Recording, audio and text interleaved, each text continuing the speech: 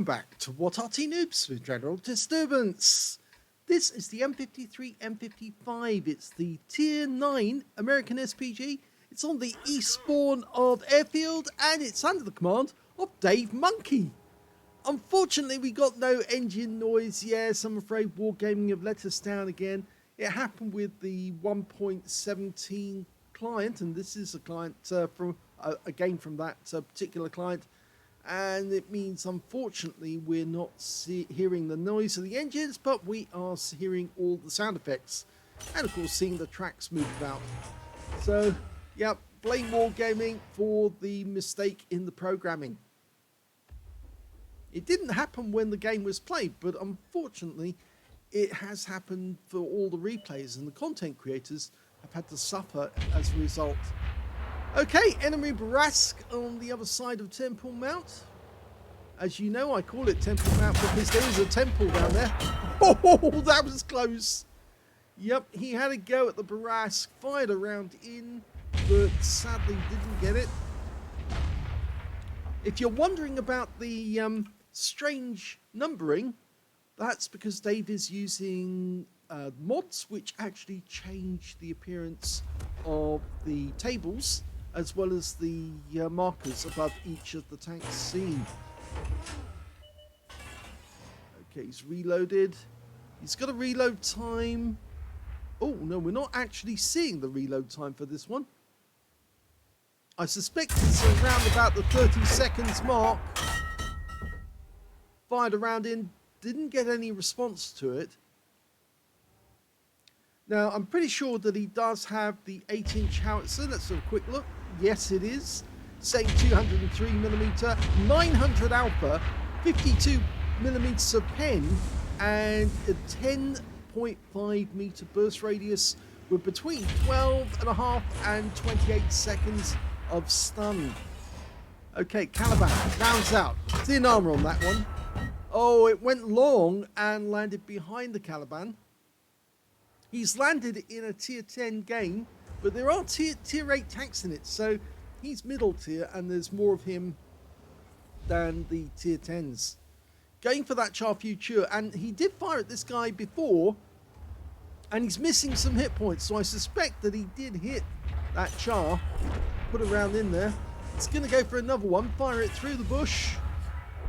Rounds out straight away. And the Char did get warning of a shell coming in and ducked behind the rock quickly, which I always think is very unfair now that they do dive for cover. The moment they see that there's a shell incoming, straight into cover they go. Wouldn't get that cover in reality. So it is a fix by Wargaming to mean that tank drivers have got some way of reducing the damage that they would normally receive. Rounds out the 113, Chinese heavy, and he does take a hit and some stun assist afterwards as well. So that was a very useful shot. Looks like our E50 poked out from around the corner and pumped around into him. In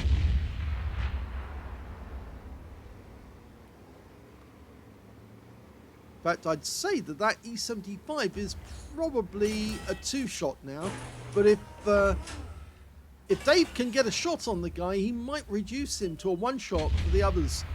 Oh, he's now... Oh, that's a different 113. There's 2 of them there. Okay, now the enemy 113s... It doesn't show me if they're actually operating in the platoon.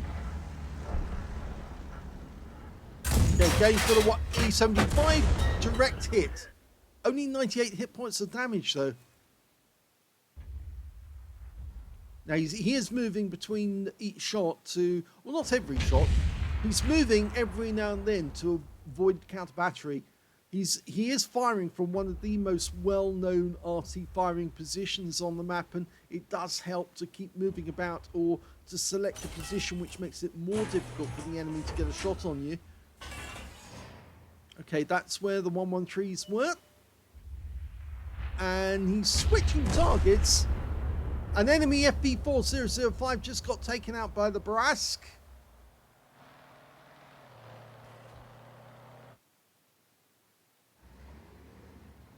With that, our FB4005 who just got taken out I do believe I got that wrong. I think that was the enemy Barask. Well, he managed to get some more damage on the 113 for 194 this time. Yes, that enemy Barask is up on Temple Mount, so I got that wrong. We lost our FP4005 there. But we can probably get some damage on that Barask because he's hovering around the ridgeline there. Not the best place for him to be either. But I just saw the reticule move. I think he was centering his arc there. This Arty does have a generous arc, 30 degrees either side of the center line. He's just adjusting his aim. Oh, that Char Future 4 up in the north has been spotted again. And he's making a dash. Oh, just got a nasty hit and he's out the game. The ISU 152K finished him off. Okay, that E75's turned up again. And you can see where the shell impacted him right on the mantler. That's why he didn't do so much damage the last time. But this time round he splashed him to death, but he was spotted by the Barask. The Barask saw him when he fired, and the enemy Barask is gone, but the enemy Arty is still in the game.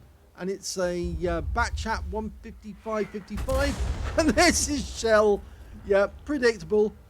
The moment you get spotted in Arty, you have to move. You can't sit there because the enemy Arty is going to take it as a challenge to take you out the game, mainly because obviously they know you have to stay still in order to shoot, which makes you an easy target. Okay, their G-Saw up on top of the pocket. Oh, he's actually up on Temple Mount, not on the pocket, but he's firing from there. Looking and selecting which enemy tank we need to go for. That Shrek is moving quite rapidly. He's moved into our pocket on the opposite side, but round out. It lands short, but it still gets 290 hit points, so wasn't a waste. We're 2 down on the enemy at the moment. They're pushing. They're really pushing, but because they're pushing, they are vulnerable because they are taking big risks. Okay, we're dialing in. Hopefully we'll get that FP4005 the moment he comes into sight. There he is. Line him up. And rams out now. Oh, only 371, so it didn't hit the turret. It actually hit the body of the tank. And as you know, the body of the tank is actually, if I remember correctly, Centurion based. I think, was it Centurion or was it a Comet, the hull of a FP4005? It may have been the Comet, actually. I may be wrong there. If it is a Comet, then it's a lot weaker than being a Centurion base, because of course Centurion was a step up in design, because of course they were using angled front armor to make them much more difficult, more resistant. Just imagine if they'd had Centurion type armor during the Second World War instead of the flat armor you see on things like the Cromwell. Rounds out the Tortoise. 204, we did get spotted again, and oh, this time round the Tortoise didn't like it, and he just fired a 120mm round at us, but he only got 341, so it's a low roll. But the enemy Arty, the Batchat, is probably going to be firing in this direction. And now we are, well, there's only 3 left on our team and 4 on the enemy team. Their pressure has actually had an effect. They've whittled us down bit by bit. Here's their Waffenträger. Can we get a shot? Well, the Waffenträger's just taken a huge chunk out of our ISU 152K who fired, so he's in reload. And I heard their Arty fire, and oh, the Waffenträger got the ISU 152K.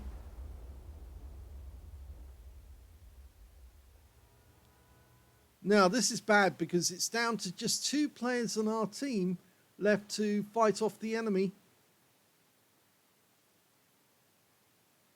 It's the Leopard and Dave Monkey in his M53, M55. Well, he's elected to stay behind the rock and to try and get resets whilst the Leopard is running up the other end as fast as he can. Both of the enemy tanks in their game are fairly slow and very lightly armoured. The Leopard's looking for that batch at 155.55, and Dave, well, he's moving towards the enemy cap as fast as he can go.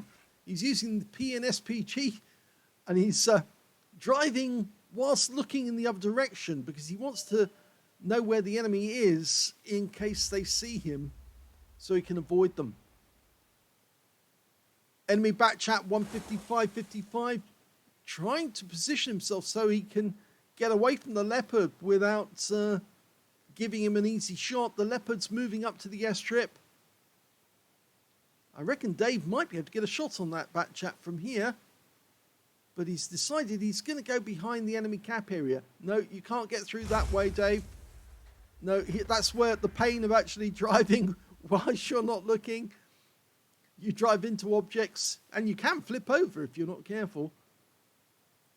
Well, the Leopard did kill the bat chat, and we're now trying to get behind. I'm pretty certain that the enemy FV4005 and the Waffenträger are both hunting for Dave at this moment, but they can't find him. They're certainly not hunting for our Leopard 1, because they know he's got a 105mm gun, which is very capable and very accurate. I have the strong feeling that they're chasing Dave Monkey at this moment, trying to locate him, and they just can't find him. And one of them has decided to start capping. So it's going to probably be, it'll have to be the Leopard rather, that goes and has a look for us. I'm hoping.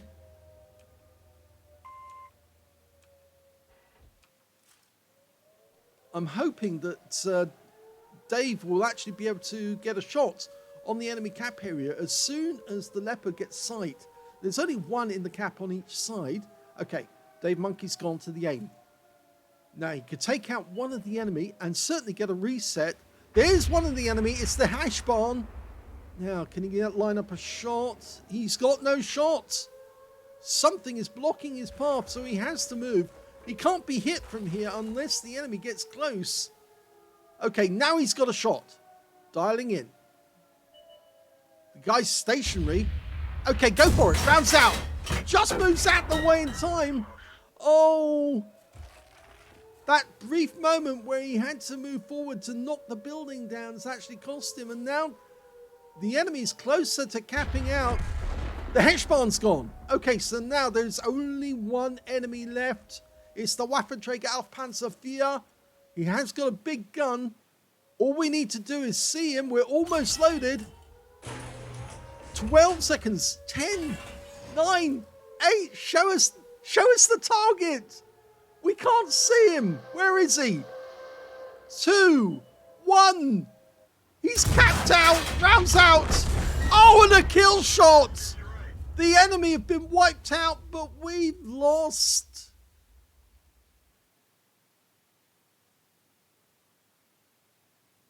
Oh, that one was so sad. It went down to the very wire, and I'm afraid, yeah, they managed to cap out before we could get the shot out of the gun, and he won by the time he killed our Leopard. But Dave killed him right at the very end of the game, but it was too late because he'd already won. So we get one of those unusual games where we wipe out the entire enemy team, but they still won the game, even though they've all died. So yes, unfortunate that. Dave's the only player left alive in the game, but he couldn't cap out in time to get a draw, and the enemy team have won. There you go. He got a second-class tanker out of that game, as well as a bruiser medal for getting at least 5 critical hits. In fact, he got 10. And he got a Confederate as well for hitting more of the enemy than anyone else on his team. And he was alive at the end, but it unfortunately didn't make a difference.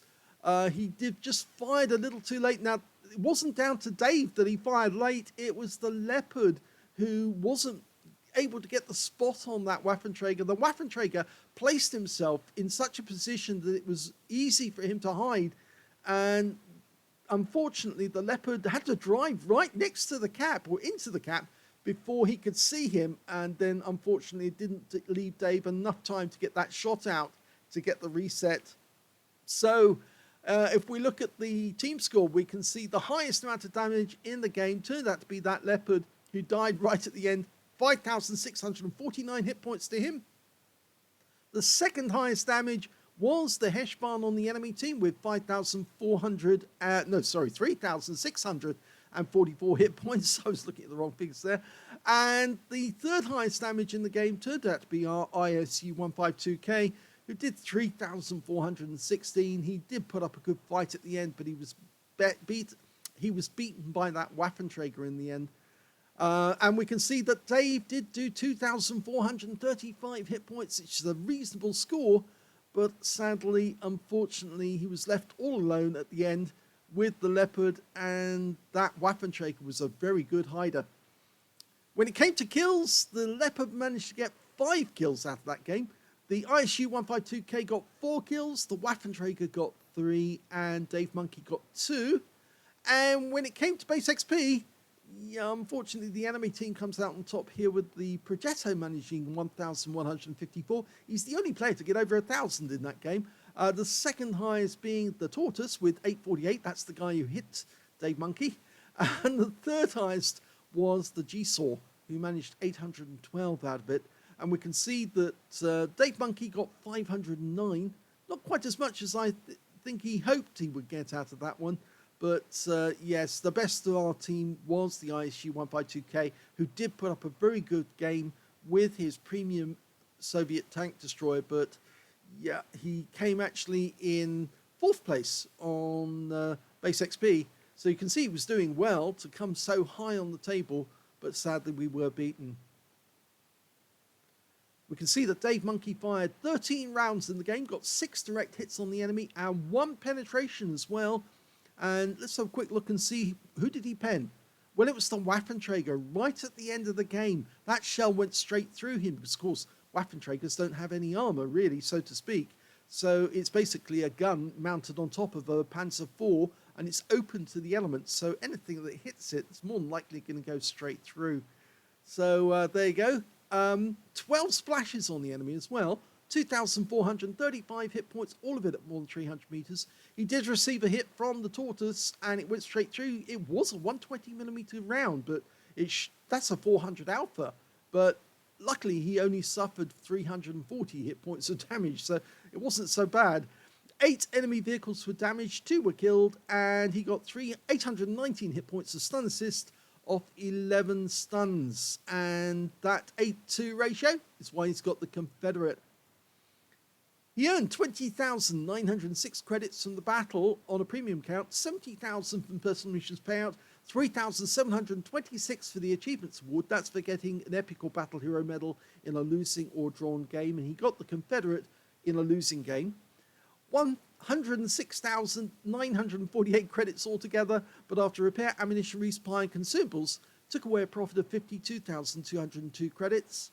509 XP, 324 for achievements, 1,250 experience points altogether. So another sad game, because we've seen a few of these recently where somebody actually does win the game.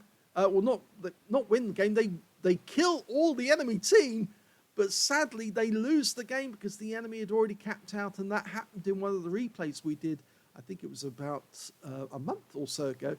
Somebody on Lakeville, and I'll look it up afterwards, but yes, somebody on Lakeville actually did manage to kill all the team, but they fired at the wrong tank at the wrong time, and although they got a reset on a tank that had already been reset, the tank that they forgot to, or didn't aim at, was the one that capped out and won the game for the enemy team, and he got wiped out moments later, but it was just too late because he'd already won.